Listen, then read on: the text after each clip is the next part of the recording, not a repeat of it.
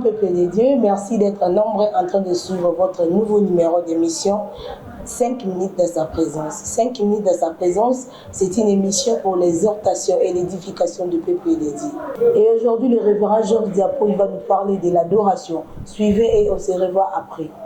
Bien-aimés dans le Seigneur, dans le cadre de cette émission 5 minutes dans la présence du Seigneur, je voudrais parler avec vous sur un sujet très important dans la vie des chrétiens, c'est de pouvoir adorer Dieu en esprit et en vérité. Bien-aimés, lorsque nous lisons dans Jean chapitre 4, verset 21 au verset 25, nous voyons que le Seigneur nous recommande de l'adorer en esprit et en vérité. Bien-aimés dans le Seigneur, pour faire la vraie adoration, l'adoration dans la présence de Dieu, bien-aimé, c'est de pouvoir adorer le Père en esprit et en vérité. Jésus parle avec la femme samaritaine sur ce sujet. La femme samaritaine lui dit, pour montrer que l'adoration s'est faite sur la montagne. Mais Jésus, en tant que juif, lui parle de l'adoration qui doit se faire dans le temple. Et la femme parlait de l'adoration qui devait se faire sur la montagne. L'adoration sur la montagne, comme aussi l'adoration dans le temple, c'est une adoration matérielle qui était l'ombre de la vraie adoration qui devait se faire.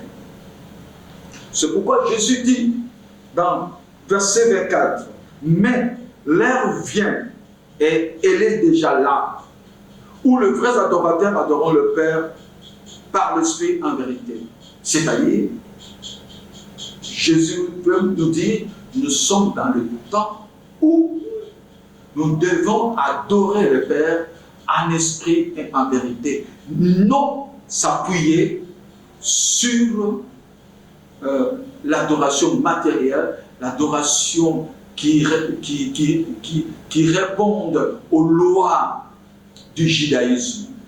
Et cette adoration en esprit et en vérité exige 3 étapes. La première étape, la personne doit rencontrer Seigneur Jésus-Christ lui-même. Nous voyons cette femme qui vantait l'adoration sur la montagne.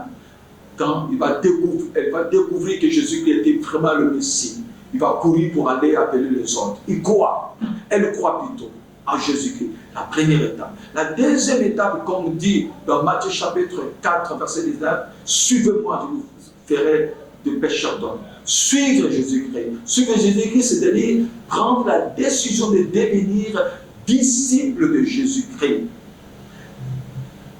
C'est-à-dire connaître les enseignements de Jésus-Christ. Imiter Jésus-Christ dans sa vie et dans ses œuvres. Avoir une vie d'obéissance. Et la troisième chose, troisième étape, s'engager dans l'adoration, réellement dans l'adoration, pour élever le Seigneur, pour adorer le Seigneur. Si l'une des étapes n'est pas satisfaite, bien-aimés, vous ne pouvez pas entrer dans la vraie adoration. Parce que ce sont les vrais disciples qui adoreront le Père en esprit et en vérité. Si tu n'es pas un disciple, tu n'as pas suivi l'enseignement, tu n'as pas l'obéissance, tu n'es pas non plus disciple, alors tu ne peux pas non plus accomplir la vraie adoration. Je vous appelle, bien-aimés, de pouvoir s'engager dans la vraie adoration pour que nous soyons dans la présence de Dieu. La présence de Dieu est possible que pour les adorateurs, si nous parlons des adorateurs, nous parlons également de disciples. Que le Seigneur vous bénisse. Amen. Nous vous disons merci et on se revoit à la prochaine.